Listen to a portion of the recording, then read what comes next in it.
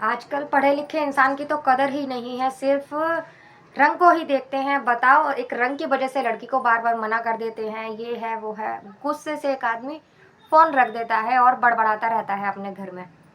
दोस्तों, मैं गीता गुप्ता, स्वागत है आप लोगों का मेरी आज की एक नई सच्ची कहानी में। जय माता दी। और अगर आपको वीडियो अच्छी लगी तो प्लीज़ लाइक कर दीजिएगा और चैनल को सब्सक्राइब कर दीजिएगा अगर आप नए हैं तो। दोस्तों, ये जोधपुर की घटना है, राजस्थान के जोधपुर की घटना है। वहाँ एक परिवार होता है जिनमें उनकी बेटी होती है गिन्नी। 3 बहन भाई होते हैं, 3 बच्चे होते हैं उनके, जिसमें कि गिन्नी होती है जो सबसे बड़ी होती है।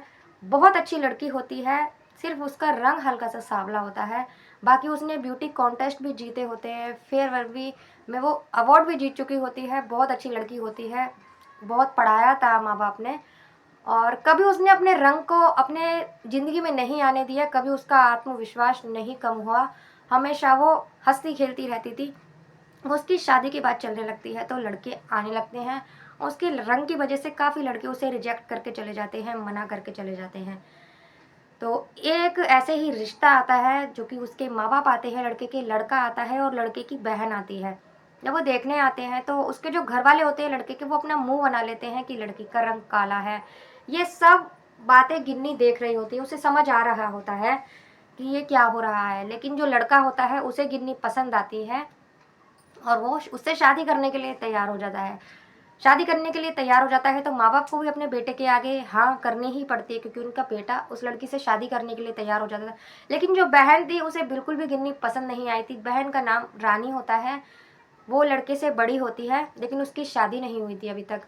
वो अपनी भाभी को बोलती है कि भाभी, अपने पार्लर वाली को बोलना कि मेकअप ज़्यादा डार्क ना करे, शादी में आपके ऊपर शूट नहीं करेगा, मेकअप लाइट ही करवाना आप अपना। ये बोलते हैं। शादी पक्की हो जाती है, कुछ दिनों बाद शादी भी हो जाती है। जब शादी करके गिन्नी अपने ससुराल जाती है तो पति को तो वो बहुत अच्छी लगती है, उसे लगता है मानो मेरी पत्नी सबसे अच्छी है, दुनिया में सबसे खूबसूरत है। लेकिन जो उसकी सास होती है, ननद होती है, वो हमेशा ही उसको सीट से बात नहीं करते थे। उसको रंग को लेके हमेशा ही टोंट मारते रहते थे कि उसकी बहू इतनी अच्छी है। दूसरों की बहुओं की हमेशा तारीफ किया करते थे उसके आगे, जो कि गिन्नी को अच्छा नहीं लगता था। कहाँ गिन्नी आत्मनिर्भर रहने वाली, उसे अब उसका आत्मसम्मान घटने लगा था। उसे धीरे धीरे वो टूटने लगी थी अपने रंग को लेकर, क्योंकि उसके ससुराल वाले हमेशा ही उसको रंग के लिए कुछ ना कुछ बोलते रहते थे। लेकिन उसका पति हमेशा उसके साथ रहता था, लेकिन फिर भी उसके ससुराल वालों की वजह से उसका आत्मसम्मान घटने लगा था। हमेशा वो घूंघट रखने लगती है इसीलिए कि मैं काली हूँ। एक तो वो बातें सुनती थी सांवले रंग की वजह से, जब उसे गुस्सा आता था उनकी बातें सुन सुनकर तो उसका रंग और ज़्यादा काला होने लग गया था गुस्से से।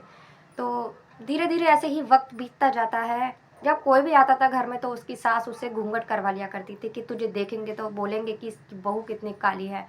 ऐसा जब उसके साथ होने लगता है तो वो रोने भी लगती है, दिन पर दिन उदास रहने लगती है। अब बारी आती है उसकी ननद की शादी की। जब उसकी ननद की शादी होती है, लड़का देखा जाता है तो उसके साथ भी यही होता है, क्योंकि जिस घर में गिन्नी की शादी हुई थी वहाँ सभी लोग सांवले थे। उसका ससुराल में सभी लोग सांवले थे सिवाय उसके पति के।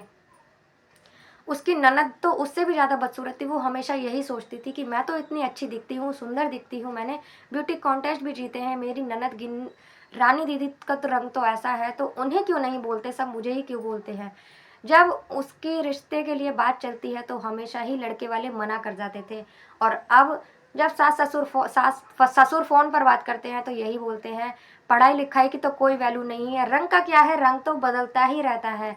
जो लोग हमेशा अपनी बहू को ताने मारा करते थे, टोंट मारा करते थे कि रंग इतना काला है, ये है वो है, आज जब खुद की बेटी के बारी आई तो उसे यही बात ये लगने लगी कि रंग तो बदलता रहता है, रंग का क्या है, इंसान की अच्छाई देखनी चाहिए, लड़की की अच्छाई देखनी चाहिए, लड़की को ये देखना चाहिए लड़की कितनी लायक है, कितनी गुणी है, यही सब देखना चाहिए।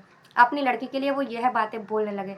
अब तो फिर बोलने लगे। उसकी सास जो थी, कभी गिन्नी को प्यार से बात नहीं करती थी, वही अब अपनी लड़की के लिए बोलने लगी कि गिन्नी को देखो, जब शादी कर कर आई थी तब उसका रंग कैसा था, अब देखो कितनी अच्छी लगने लगी है मेरी बहू। और रंग का क्या है, रंग तो बदलता ही रहता है। यह सुन के मानो गिन्नी की हंसी नहीं छूट रही थी और वो आईने में खुद को देख रही थी कि सच में मैं सुंदर हूँ। इन माँ जी को मैं कभी सुंदर नहीं दिखी कि मैं सच में सुंदर हूँ, शायद मैं सुंदर ही हूँ। यह सोचकर वो हंसने लगती है और उसका आत्मसम्मान वापस लौट आता है यह सब बातें सुनकर। उसकी जब उनकी रानी दीदी होती है, जो उसकी ननद होती है, उसके लिए रिश्तों की मना करने लगते हैं, तो वो अपनी बहू का ही वो देते हैं कि हमारी लड़की पढ़ी लिखी है, देखो हमने भी तो बहू लेकर आए थे और अब हमारी बहू कैसी थी और कैसी है। यही सब देखकर एक दिन उसकी ननद का भी रिश्ता पक्का हो जाता है और उसकी भी शादी हो जाती है। लेकिन उसे यही लग रहा था कि जो मैंने झेला है शायद मेरी ननद को भी वही सब झेलना पड़ेगा। तो वो खुद उसके ससुराल वालों से बात करती है और उन्हें बोलती है, उन्हें समझाती है। और उसकी ननद की भी शादी एक अच्छे से घर में हो जाती है, अच्छे से लड़के के साथ होती है। और अब गिन्नी के परिवार वाले, गिन्नी के ससुराल वाले भी गिन्नी को प्यार करने लगे थे।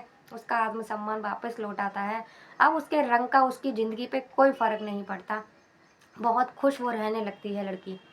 दोस्तों, आज की कहानी आपको कैसी लगी? अगर अच्छी लगी हो तो कमेंट कर कर बताना। मिलते हैं अगली किसी वीडियो में एक नई कहानी के साथ। तब तक के लिए बाय बाय। जय माता दी।